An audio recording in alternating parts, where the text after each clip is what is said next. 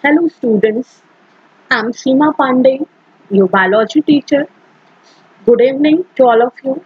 So today we will start remaining part of chapter 2. In the previous class we have already discussed the initial part of chapter 2, that is sexual reproduction in flowering plants. So in the last class we have discussed formation of male and female gamete in flowering plants, in pollen grain and embryo sac respectively, right? Means to say male gamete is formed in the pollen grain and female gamete formed in the embryo sac. Both type of gametes are non-motile.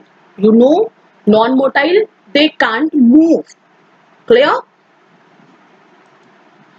So here, how they brought together for fertilization? Obviously, this question will arise. So through the pollination. What is pollination?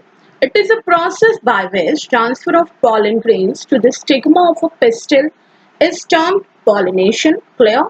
There are some kinds of pollination. It depends on the source of pollen grains. Autogamy.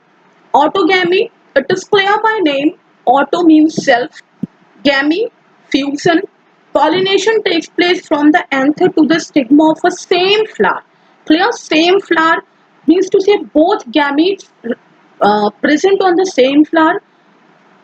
You have studied in class 11th about chasmogamous and cleistogamous flower. So what are chasmogamous flower? I just want to remind you. Chasmogamous flowers are similar to flowers of other species with exposed anther and stigma, while cleistogamous flowers do not open at all. Clear? If cleistogamous do not open, there is no chance of cross-pollination. But in chasmogamous flower, there is a chance of cross-pollination. There is a easy. Cross pollination can be easy in the chasmogamous flower. Clear? So in such flowers, well, in cleistogamous flowers, anthers and stigma lies close to each other flower. There is no chance of cross pollination. I told you, right? So this is the diagram of self-pollinated flower, cross-pollinated flower, and cleistogamous flower.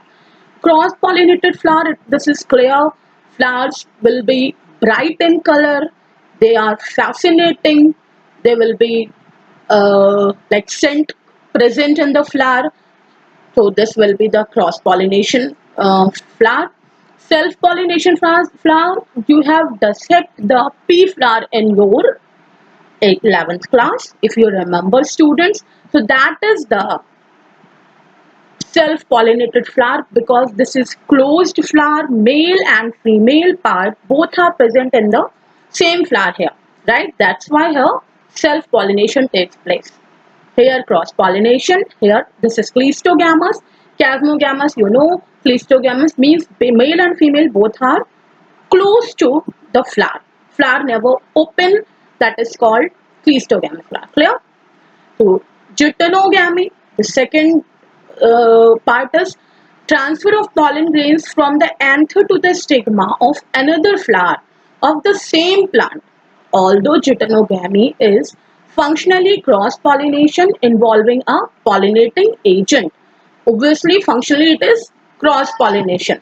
You can say like pollen grains of the anther to the stigma of same plant, but both male and female flowers are differ, right?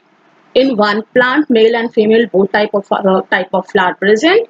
So male flower or male part, that is anther, will come to the stigma of the another flower of the same plant. Remember it. This is called geitonogamy, right? Genetically similar to autogamy, since the pollen grains come from the same plant. Remember this line. It is functionally, you can say like this is the cross pollination, but genetically it is called as autogamy, self pollination, because plant is same here. Clear? Now xenogamy. Xenogamy, transfer of pollen grain from anther to the stigma of different plant. You can say totally fully cross pollination takes place here in the xenogamy, right? So there are some agents of pollination. You can see this pollination by water in Vallisneria, insects. See, agents of pollination here.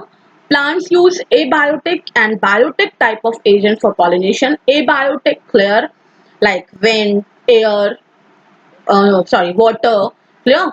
Abiotic type. Obviously, abiotic type, wind pollinated flowers, it will be, stigma will be sticky here, stamens well exposed, feathery.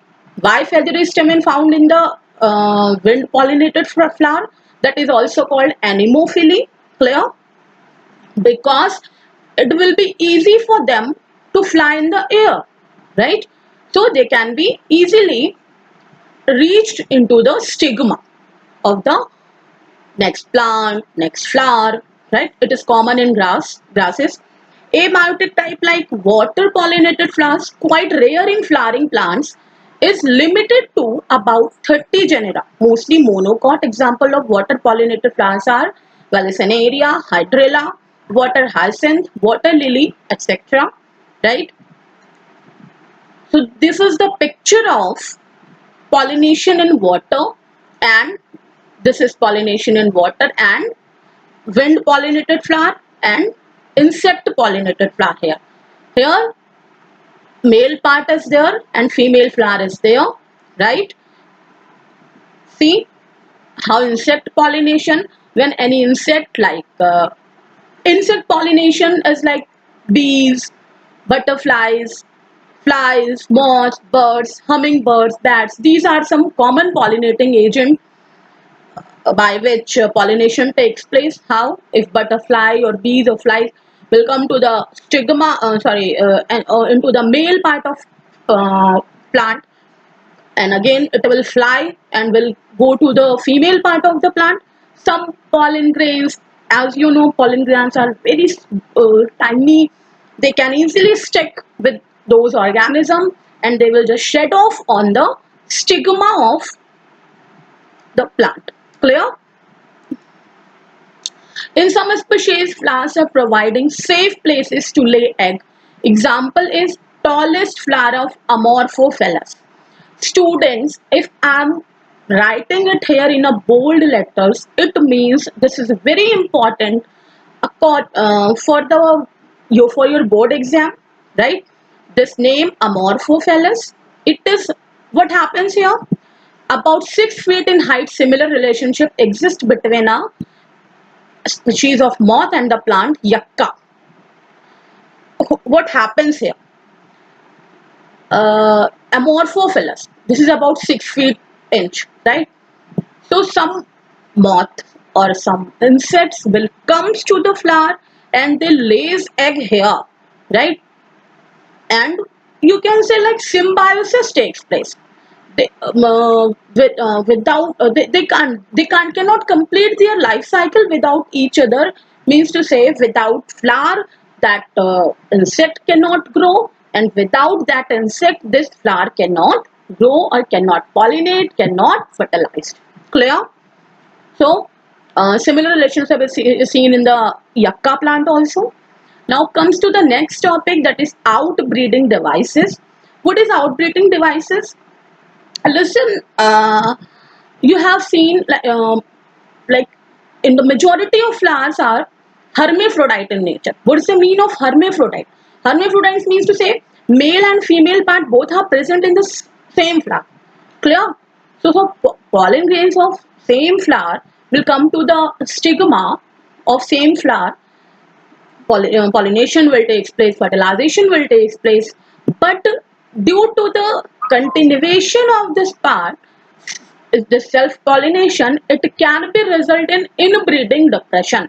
Inbreeding depression means somewhere that quality will become lower, right? Quality, which quality? Flowers quality, seed quality will become lower due to the inbreeding depression.